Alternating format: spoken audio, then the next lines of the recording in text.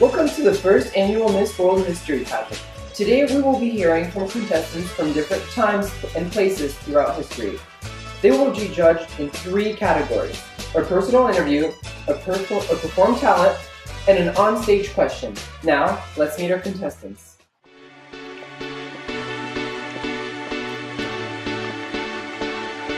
From the rice fields of the Huanghe and the heart of innovation, I'm Wu Zhao, Miss China.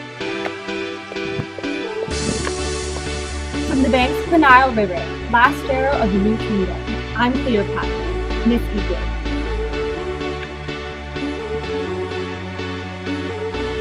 From a country where the diversity of its people surpasses the vastness of its borders, I'm Catherine the Great, Miss Prussia, Russia.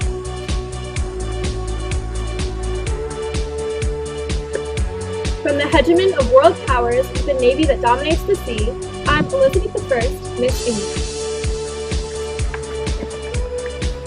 Welcome to the Miss World History Beauty Pageant 2015. Wu Zhao was a Chinese sovereign who officially ruled during the Tang Dynasty and was the only female emperor in Chinese history. Born on February 17, 624 in Winshui Country, Shaanxi Province, she was born into a rich and noble family and was taught to play music, write, and read the Chinese classics. At age 13, she was recruited to the court of Emperor Taizong and was soon his favorite concubine. Then at age 27, the emperor died and his son Cao Cong took over and later gave birth to his sons. With becoming the mother of the future emperor of China, she grew in power. Eliminating Cao Cong's wife, Wu Zhao became the new empress. Cao Cong suffered a crippling stroke and she took over the administrative duties of the court. Born in 69 BC, Cleopatra was the daughter of Egyptian pharaoh Ptolemy VII. Upon his death in 51 BC, the throne was passed to her and her brother Ptolemy XIII. Soon after the siblings' ascension to the throne, Ptolemy's advisors acted against Cleopatra, forcing her to flee to Syria in 49 BC. With the help of Julius Caesar, she raised an army and defeated her brother, claiming the throne for herself. After his assassination in 44 BC, she aligned with Mark Antony in opposition to Octavian in order to fight against Roman control in Egypt. The two soon became partners in power as well as lovers, and remain an iconic relationship in history. Born on May 2, 1729 in Stettin, Prussia, Catherine the Great came into power after marrying into the Russian royal family to Peter III. Peter was proven to be an incompetent ruler after he angered the Orthodox Church by taking away some of their land. And after 6 months of upsetting the empire with his dissatisfactory ruling, Catherine and her lover, Gregory Orlov, conspired a coup to abolish Peter III forever. However, the role that Catherine played in her husband's death continues to be unclear. Queen Elizabeth I, born in 1533, ruled as the last Tudor monarch of England during the English Renaissance and Golden Age. Innovation, the arts, literacy, scientific advancement, and defensive forces thrived with her encouragement. The English Navy defeated the mighty Spanish Armada, and Elizabeth initiated English colonization and exploration with her other strong ships. Elizabeth, in a way, was married to the state because she never wed a husband due to her incredible dedication to her own state. The death of Elizabeth I, the Virgin Queen, March 24, 1603, was celebrated as a national holiday for the first 200 years after her death.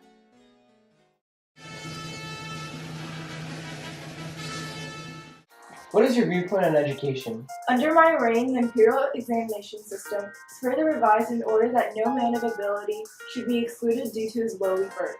I also initiated the practice of personally interviewing candidates, and in this way, many political talents were found and employed in the government. Could you explain about your proficiency in military leadership? It includes a major expansion of the Chinese Empire, as it extends beyond previous territory deep into Central Asia and completely the Upper Korean Peninsula. I reduced the army size and replaced aristocratic military men with scholars.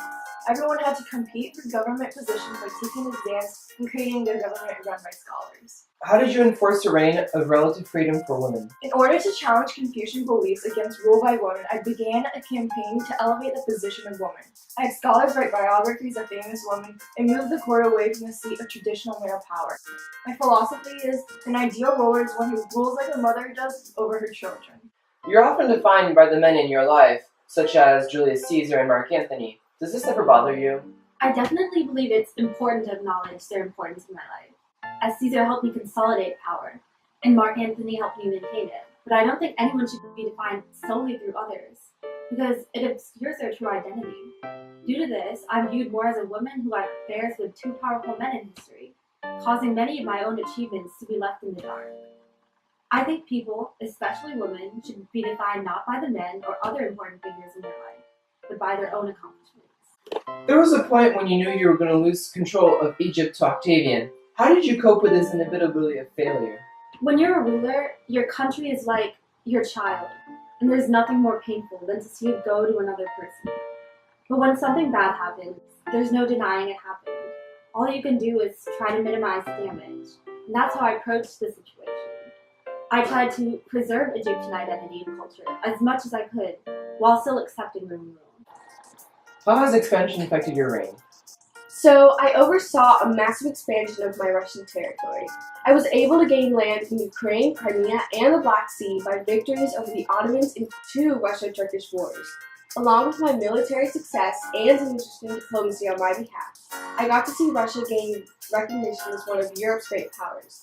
I also attempted to manage a balance of power in Europe by acting as an international mediator. You have a complicated relationship between the nobility and serfs. What's that all about? Despite being a foreigner, I like to think that I proved myself to be a popular ruler. This is probably due to my need to impress the nobility, being a woman.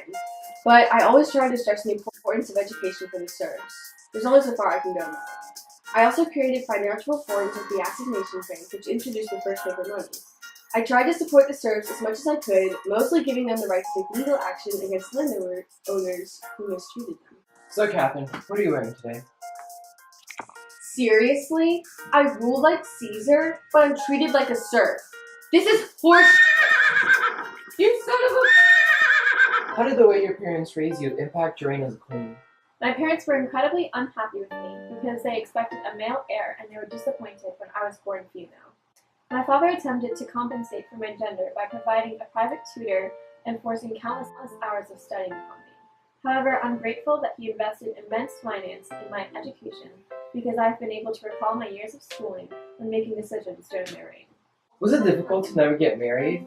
How does it feel that your bloodline will not be continued because you chose to never wed? I never married because I feared that my husband may enforce his foreign policies upon my state. England has remained my highest priority, and I would never jeopardize its purity. Instead of a king taking my hand in marriage, I have promised my heart to my one true love, the state of England, in which I am completely devoted. As for the discontinuation of the Tudor family's rule, I am not concerned. The ideals I have portrayed in my 45-year reign will act as my legacy for generations.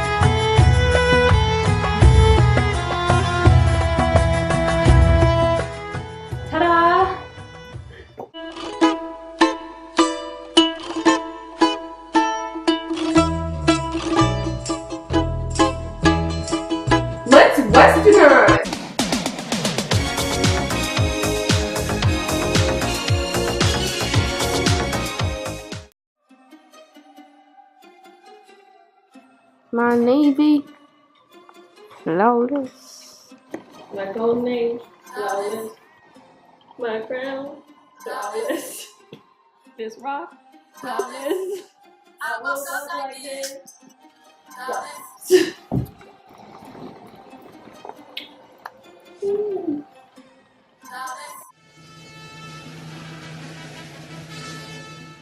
What is the hardest part about being a female ruler in a society dominated by men? The hardest part is the difficult journey of being accepted into important traditional male power. At first I was a concubine, and then I gained political power and ruled through my sons by telling them what to do. Then, contradiction Confucius believes, I slowly and calculatedly became emperor. Probably the criticism of how we rise to power. Because as women, our options are very limited. Men just inherit their thrones, but we have to fight for ours. Because we must do whatever it is we can to gain and maintain power. Our methods aren't always the most ethical, and we are often frowned upon. Because I'm a woman, people don't remember me by my greatest achievements, but the fact that I might have had intercourse with a horse. Women have to work harder to be remembered as a great ruler because they are continuously faced with sex prejudices. The majority of men throughout history are recollected for their positive, influential power. However, women are only revered for their failures. Now it's your time to place your vote. Call 1-800-PAGEANT to place your vote.